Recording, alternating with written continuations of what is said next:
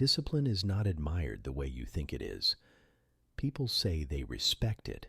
They say they want it. They claim to value those who have it. But when they're actually in the presence of someone disciplined, truly disciplined, they don't feel admiration. They feel discomfort. Because discipline is not inspirational from the outside. It's threatening, not because of what you say, not because of what you accomplish, but because of what you are. Machiavelli understood this. He observed that the most powerful people in a room are rarely the loudest. They're the most controlled. And control, real control, doesn't inspire. It intimidates. Let me show you why. Let me walk into a room with true discipline, and something shifts. Not because you announce it, not because you perform it, but because people sense it. They sense that you're operating under different laws, that you don't negotiate with yourself the way they do, that your word to yourself is absolute, and that creates tension, not hostility. Tension, because your presence becomes a standard, a silent measurement, a reminder of what's possible when someone refuses to compromise with their own weakness. You don't need to speak for people to feel watched. Your consistency does that for you. They notice you don't skip, that you don't make exceptions, that you don't participate in the group's collective drift toward comfort, and it unsettles them, not because you judge them, but because your existence forces them to judge themselves. Machiavelli saw this in the courts. The disciplined advisor made the lazy prince uncomfortable. The restrained general made the impulsive soldiers uneasy. The consistent strategist made the emotional leader feel exposed, not through criticism, through contrast. And here's what most people miss. They're not threatened by your ambition. Ambition is common. Ambition is loud. Ambition can be dismissed as ego or fantasy. They're threatened by your control. Because control suggests you might actually achieve what you say. And worse, that you don't need their permission or approval to do it. That's the quiet threat, not what you'll do to them, but what you represent about what they're not doing to themselves. Humans are comparison machines. We don't evaluate ourselves in isolation. We evaluate ourselves relative to the people around us. And when someone near you maintains a standard you don't, something psychological happens. Your routine becomes their accusation, not because you said anything, but because their mind did. They see you wake early, and their mind whispers, you could do that too. They see you skip the indulgence, and their mind asks, why don't you?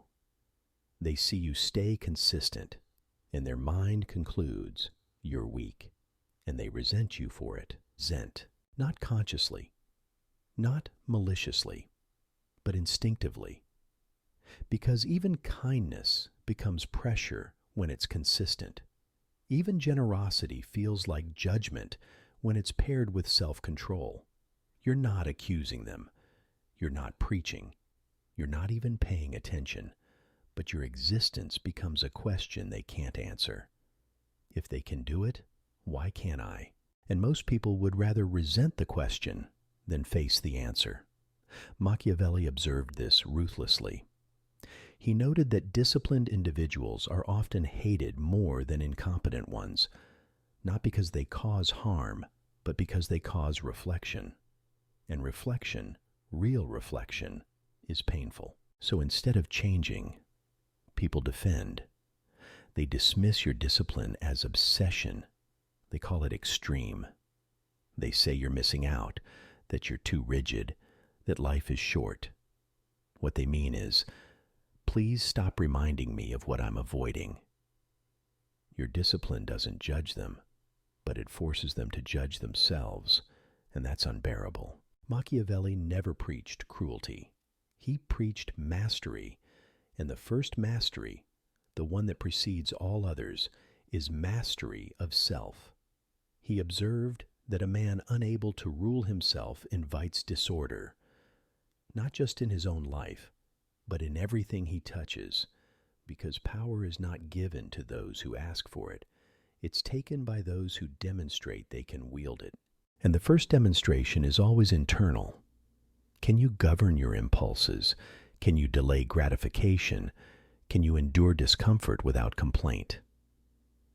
If you can't, Machiavelli argued, you have no business governing others. Because leadership, real leadership, is not charisma. It's not vision. It's not even intelligence. It's self-command. The ability to act against your immediate desires in service of a longer goal. The ability to remain calm when emotions scream for reaction. The ability to execute a plan when every fiber of you wants to quit. Emotional restraint precedes political power, not because emotion is wrong, but because uncontrolled emotion is chaos, and chaos cannot lead. Machiavelli watched princes fall, not because they lacked resources, but because they lacked restraint. They indulged when they should have prepared. They reacted when they should have calculated. They prioritized comfort when they should have prioritized position, and they lost everything. Self-command is the foundation of dominance, not dominance over others, that comes later. Dominance over the only territory that actually matters, yourself. Before ruling others, one must become governable from within. And once you achieve that, once your internal world operates under law instead of impulse, you become formidable. Not because you're aggressive, but because you're unshakable. And people feel that immediately. Here's what happens when you become disciplined. People test you, not everyone, not openly, but instinctively. They offer distractions. They tempt, they joke, they provoke. Come on, just this once. You're being too serious. Live a little. And they frame it as care, as friendship, as concern for your well-being. But it's not. It's a test, not to hurt you, but to lower the standard, because your discipline creates a reference point they don't want to measure against. And the easiest way to eliminate that reference point is to make you fall, not out of malice, out of self-preservation. If you break, if you compromise, indulge, skip, quit, they feel relief. Not because they want you to fail, but because your failure restores balance. It says, see, nobody can actually do it. We're all the same.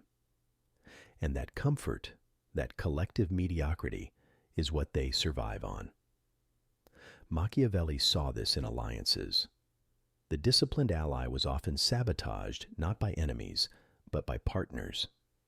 Because the moment someone in the group rises above the group's standards, the group feels threatened, not by the person, by the standard, and they will, consciously or not, try to pull you back down.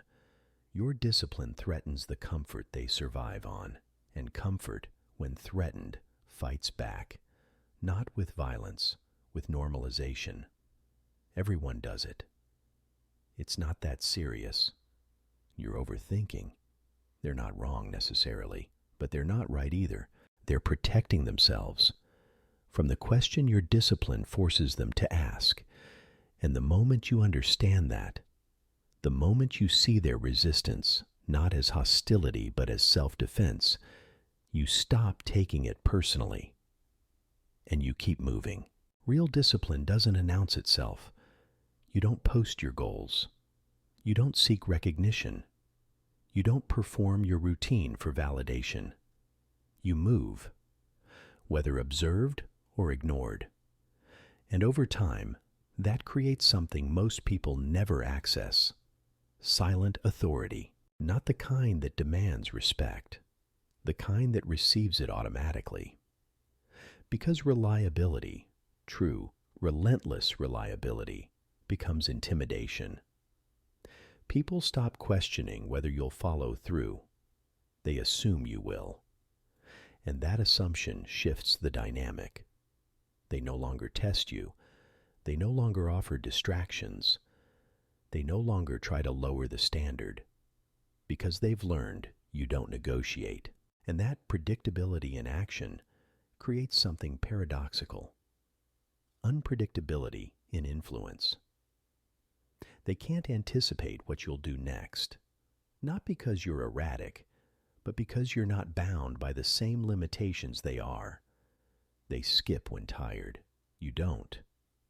They quit when it's hard. You don't. They negotiate with themselves. You don't. And that makes you impossible to predict through their lens, because they're projecting their own tendencies onto you, and none of them apply. Machiavelli observed that the most dangerous people in power were not the visionaries or the charismatic leaders. They were the disciplined operators, the ones who didn't promise, they delivered, the ones who didn't threaten, they executed, the ones who didn't need to be loud because their results spoke. Silent authority is not passive. It's the opposite. It's so active, so consistent, so undeniable that it requires no explanation. You don't tell people what you're capable of. They watch you prove it repeatedly until it becomes fact. And facts don't need to be defended. But here's what no one tells you about discipline. It separates you, not because you're better, but because your standards become incompatible with average behavior. You will be misunderstood.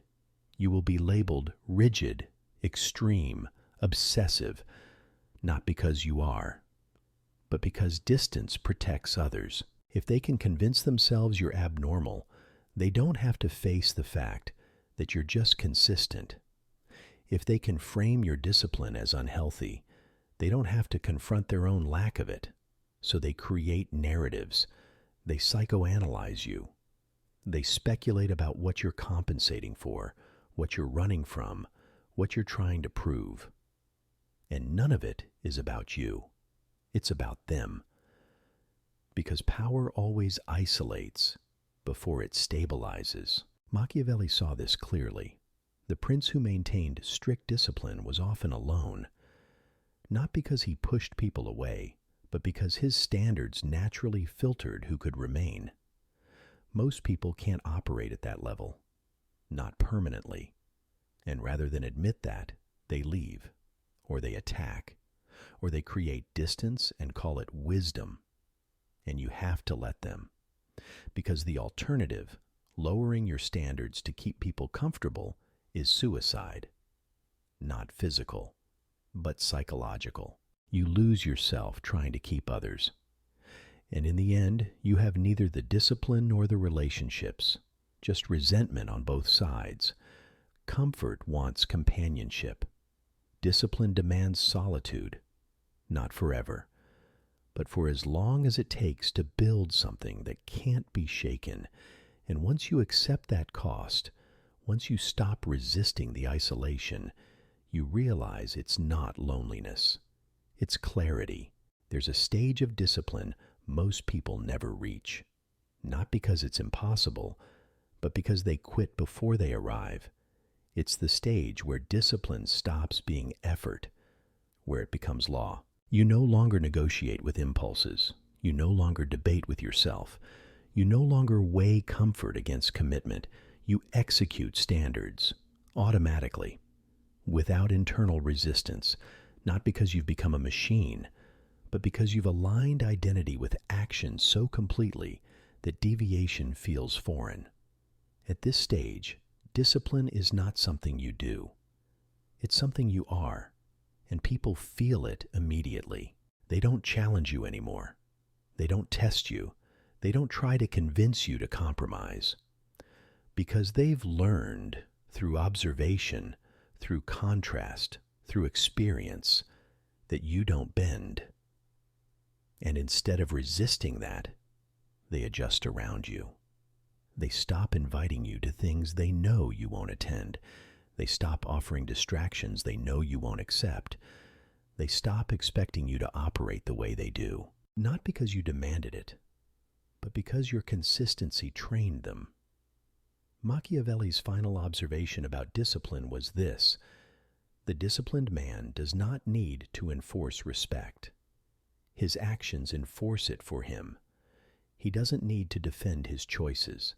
His results defend them. He doesn't need to explain himself.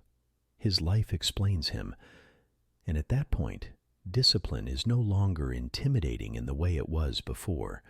It's not unsettling. It's not threatening. It's just reality. People accept it the way they accept gravity. Not because they like it, but because it's consistent, undeniable, law. And you stop caring whether they understand, because you've reached the final state, complete internal alignment. You are no longer becoming disciplined. You are disciplined.